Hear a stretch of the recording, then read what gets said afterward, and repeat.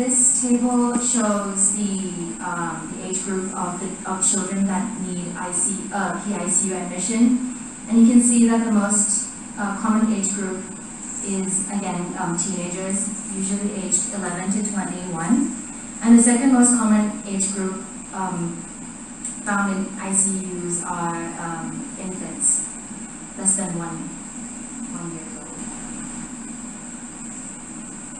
And for cases that are in the ICU, the most common symptoms at admission were fever, around 76%, and cough, which is around half of the cases. Other symptoms such as dyspnea, congestion, and GI symptoms were each found in around 35% of the patients. And in ICU patients, they most commonly come with pneumonia, around 75%, or ARDS. And around up to 50% of these need invasive mechanical ventilation. This next part is about the transmission. So there are two main routes of transmission, which is via droplets and via aerosols. A droplet is more than 5 micrometers in diameter and can travel around less than or equal to 1 meter. So if you keep a 2-meter distance, then you are quite safe. Ways to prevent droplet transmission is to avoid direct contact. You should wash your hands often, maybe wear a face shield and don't touch your face. As for aerosol transmission, aerosols are less than or equal to 5 micrometers in diameter and can travel longer than 1 meter distances. But aerosol transmission is more common in the hospital setting due to procedures such as doing CPR or endotracheal tube intubation, and protection requires wearing an N95 mask and complete PPE. The next part is about the course of infection, and there are 2 main phases. The first phase is called the viral phase, and the second phase is called the inflammatory phase. The viral phase lasts around 7 to 10 days, so up to around here. And this phase is when the virus replicates in the body. The patients usually have mild symptoms such as mild URI in this phase. And the second phase is the inflammatory phase, and this is when more severe illnesses develop, such as pneumonia, respiratory distress, and admission to the ICU. And so, by understanding these 2 phases, we know that after the initial viral phase, antivirals they don't have much use because there's no longer active viral replication anymore. This is how we classify the severity of infection in COVID-19. So for mild illnesses, patients usually just have like mild URI symptoms, but they do not have abnormal chest imaging or shortness of breath or dyspnea. In moderate illnesses, patients usually have an evidence of lower respiratory disease, and this may be shown on clinical assessment or imaging, but the saturation is still more than or equal to 94%. In severe illnesses, patients usually have tachypnea and an oxygen saturation of less than 94, and also PaO2 and FiO2 ratio less than 300, and lung infiltrates may be more than 50%. And in critical illnesses, individuals, they usually have respiratory failure, septic shock, and or multiple organ dysfunction.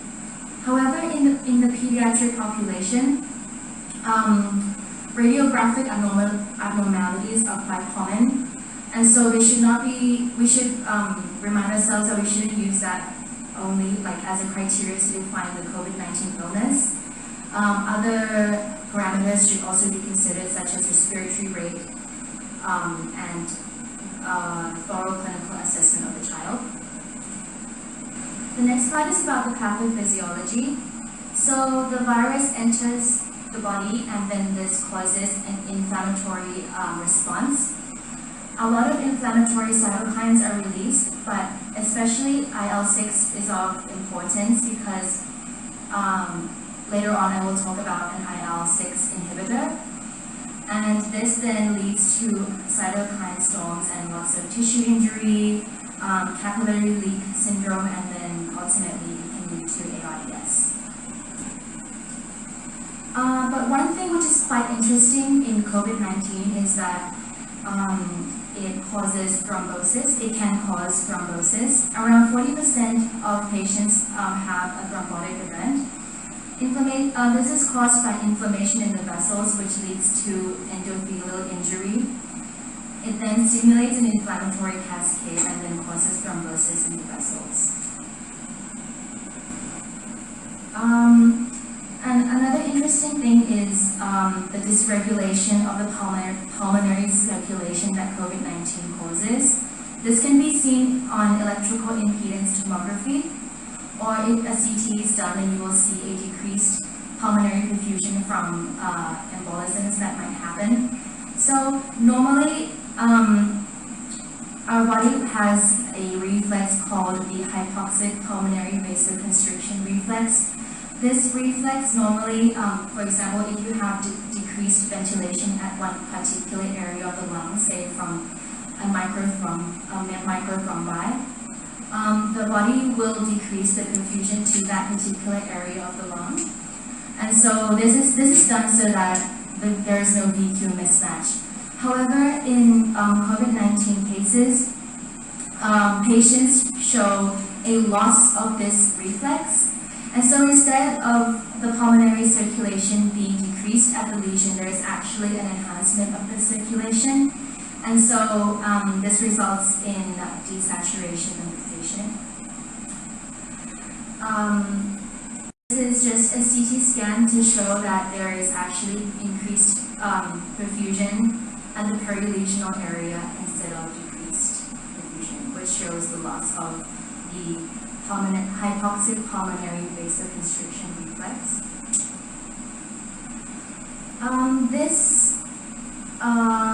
This graph is used to show how the VQ mismatch comes about in the patient. So what happens is that there are pulmonary microthrombi, and it causes a VQ mismatch due to the loss of reflex that I previously mentioned. And so the patient has hypoxemia. But however, there is little lung parenchyma involvement, such as for example consolidation, which means that the lung actually still has quite good compliance.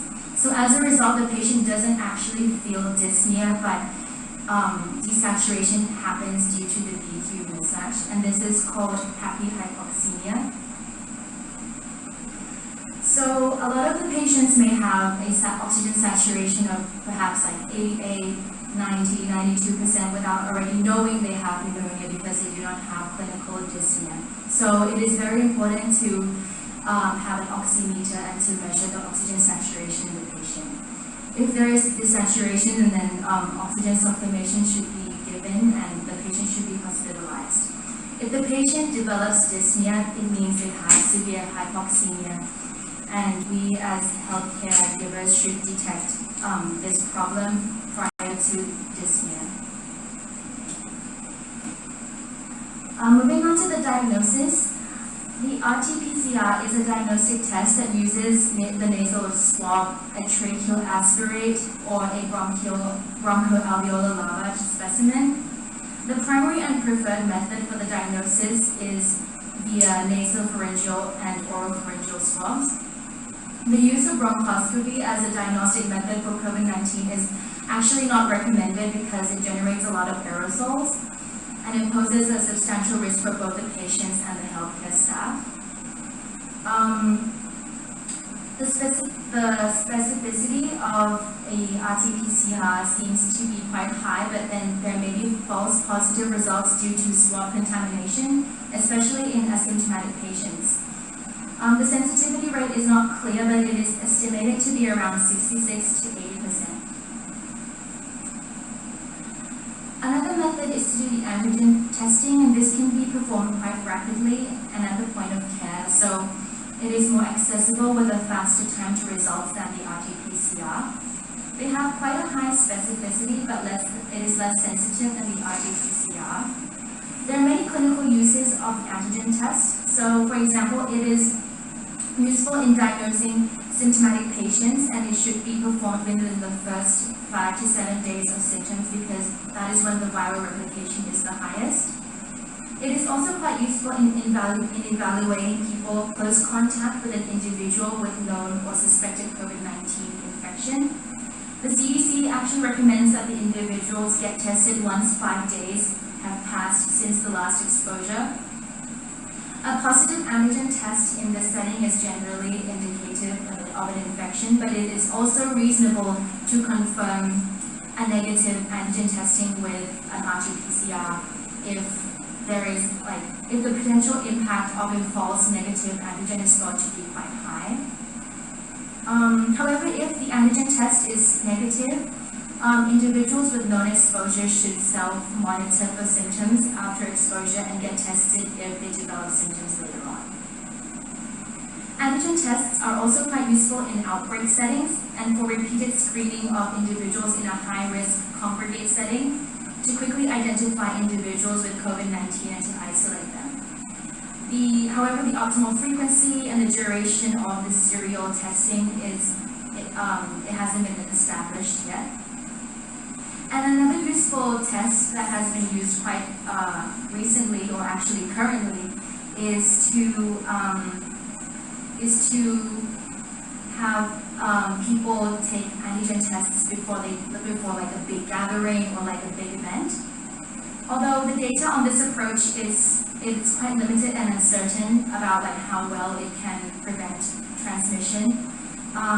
There have been reports of Omicron variant outbreaks associated with events at which attendants already had a negative antigen test or PCR like 1 to 2 days prior to the event. So it might not be effective for the Omicron strain.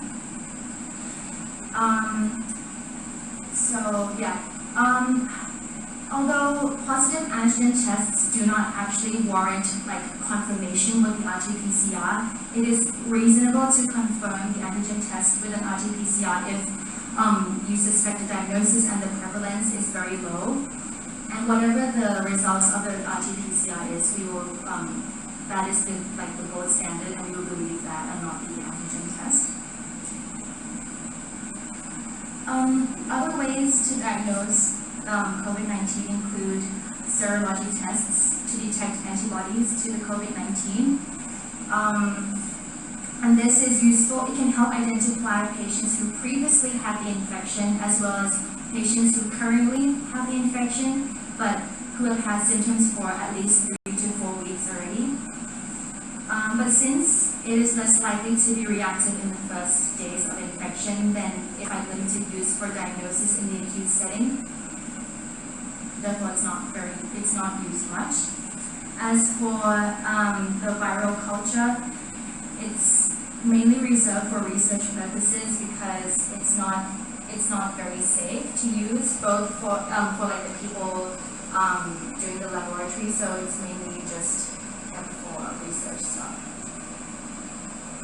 As for timing of the tests, the viral phase, as I mentioned earlier, only lasts around 7 to 10 days. So if it is later than 10 days, there's a low viral load in the patient, therefore low transmission rate, and there's no use for the antiviral drugs. The PCR can actually be positive for 2 to 4 weeks because it can detect kind of like remnants of the virus. However, the live virus can live in the body only up to 14 days. So there is no need to do an RT-PCR after 14 days. Even if an RT-PCR is positive after 2 weeks, it is not worrisome.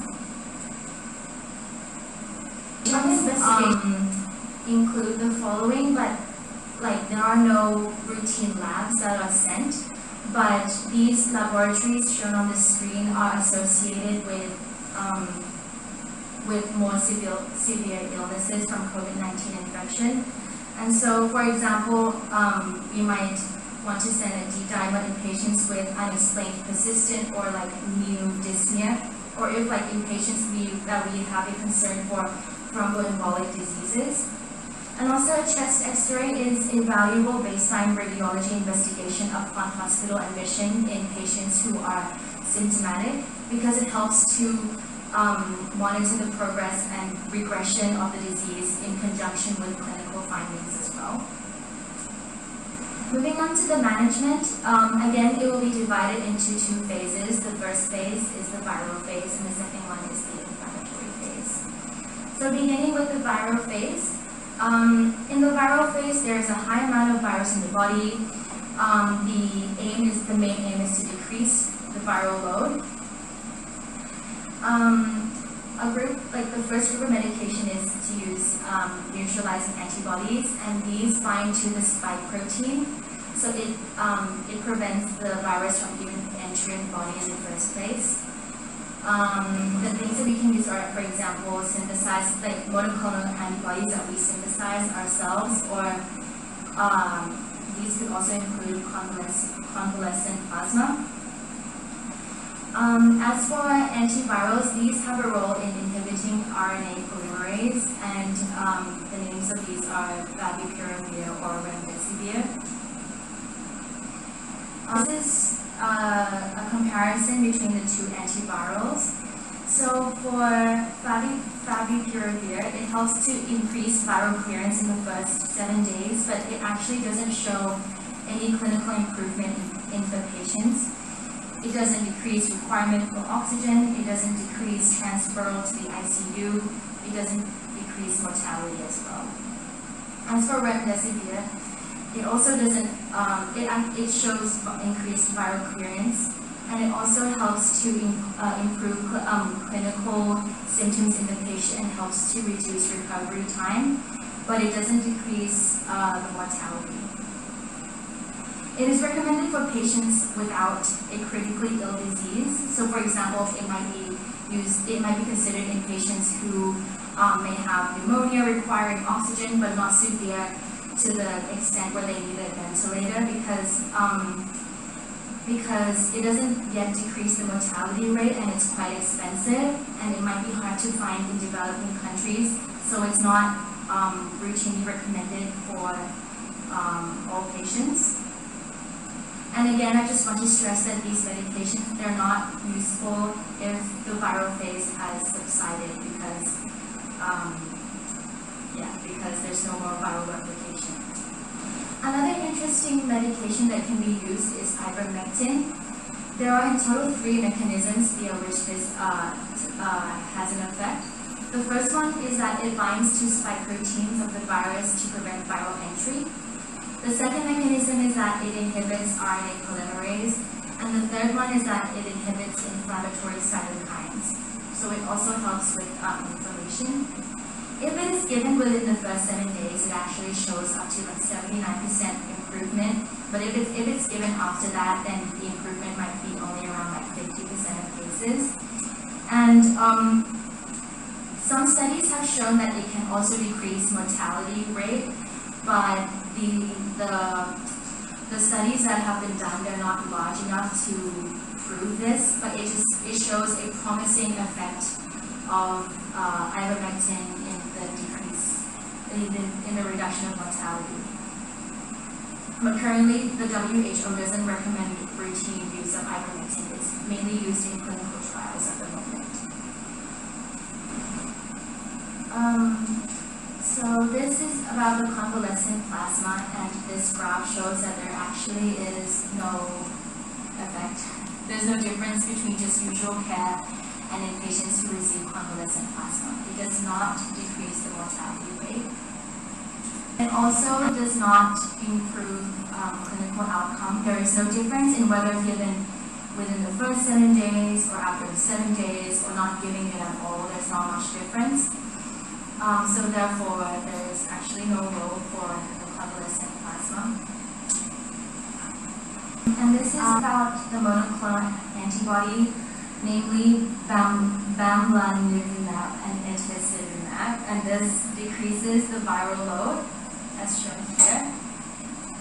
And it can also decrease progression to severe disease that are high risk with mild to moderate disease. It helps to decrease the time to hospitalization amongst these high-risk patients.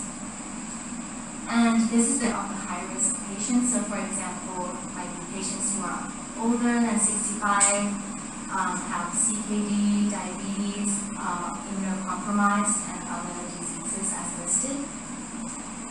And so as a summary of phase management, there is Favipiravir, which helps to improve only viral clearance. There is remdesivir, which helps to improve viral clearance and also shows clinical improvement. However, these two medications do not help to lower mortality. Ivermectin still needs more research, but it shows a promising effect in reducing mortality. There is no role for the use of convalescent asthma, and as for the monoclonal antibodies, it can help to reduce hospitalization in high-risk population.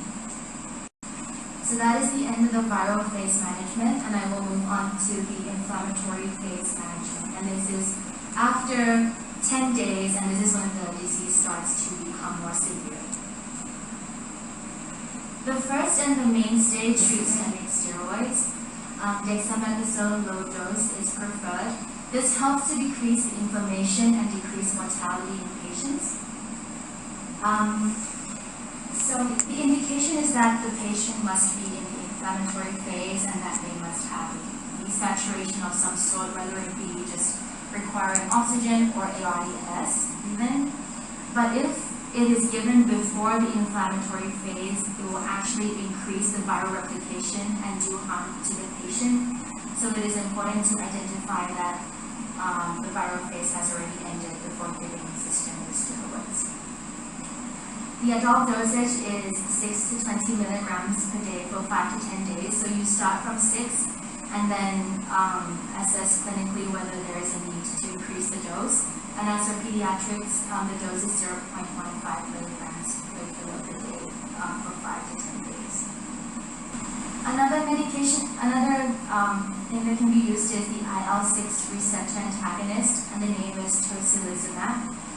It has been shown that this decreases the mortality in those who are critically ill, and it also decreases progression to for invasive mechanical ventilation or ECMO.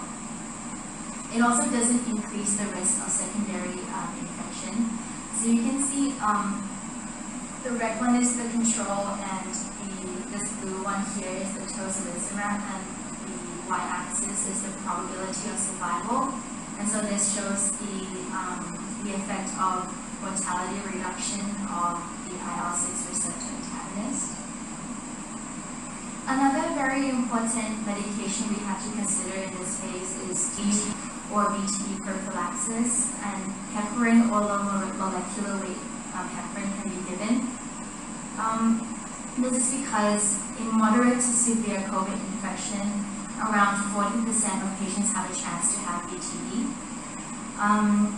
The indication is to give in moderate to severe COVID infection cases, and can help to decrease the mortality by 30%. And this one here is the suggested use of the DVT prophylaxis in the pediatric population. So for example, if there's a patient in the ICU, if the patient is older than 12 years, if there's obesity or elevation in D-dimer.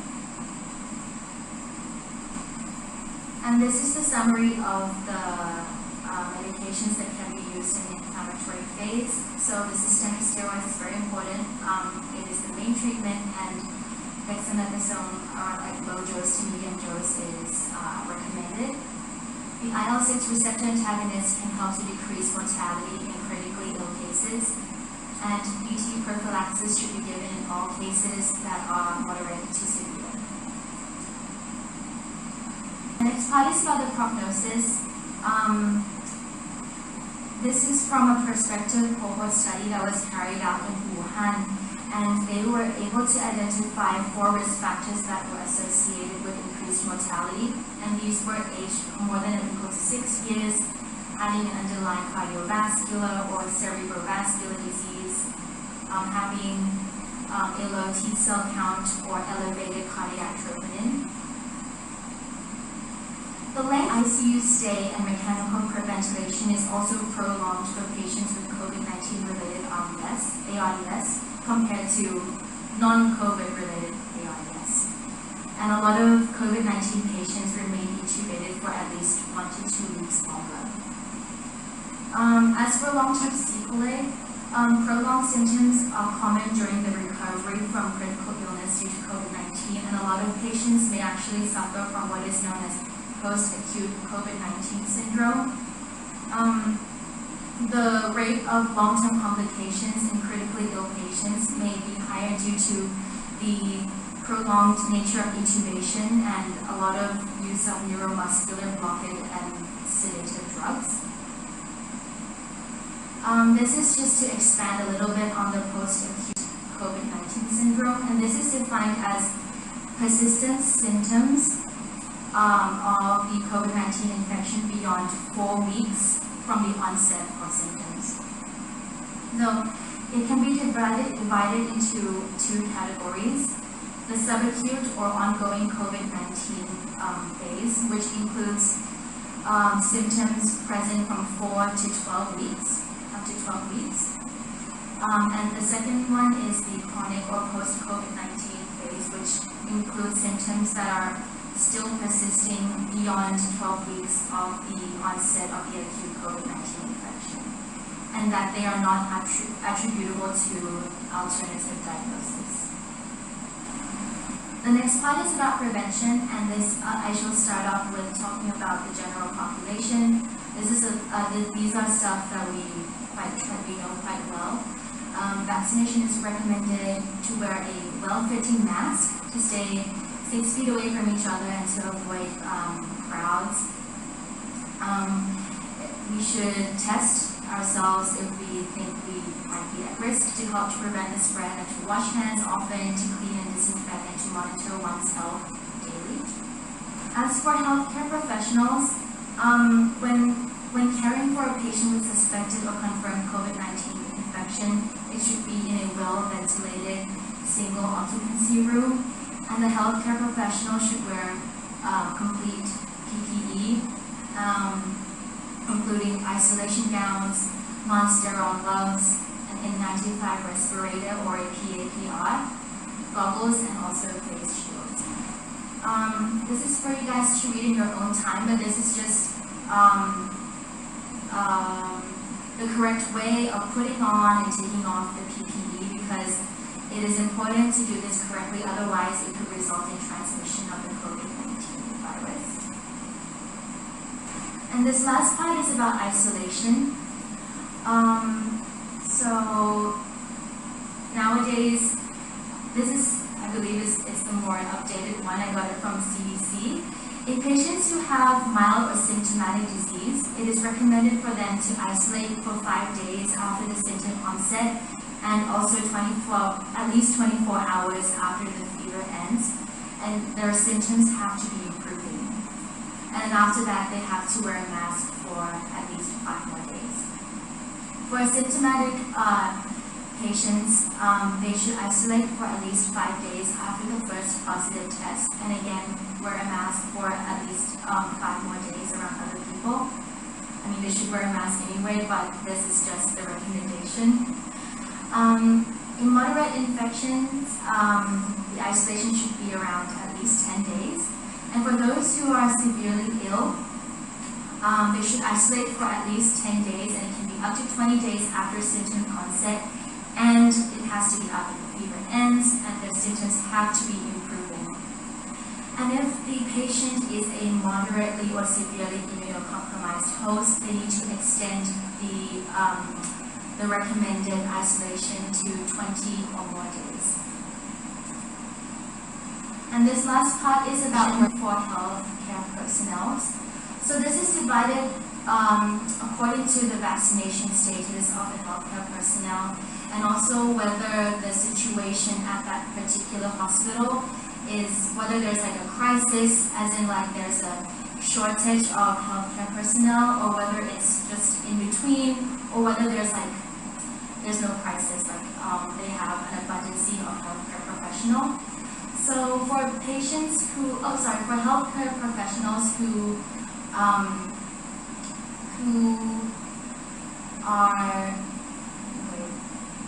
who are symptomatic. They need to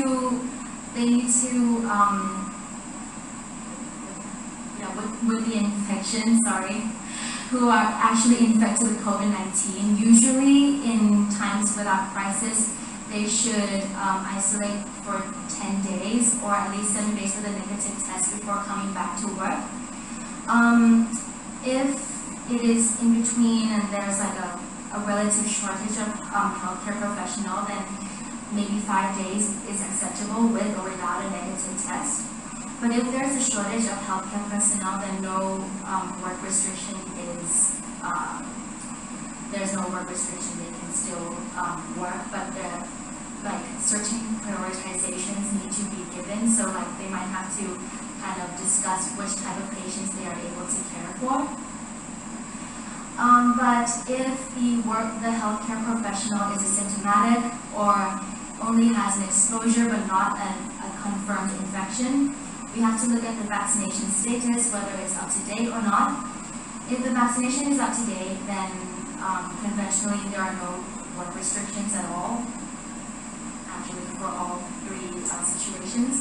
But if the vaccination is not up to date, then if for the conventional route, then 10 days of isolation is needed or 7 days with a negative test. But in other situations, actually no work restriction is required. That is the end of my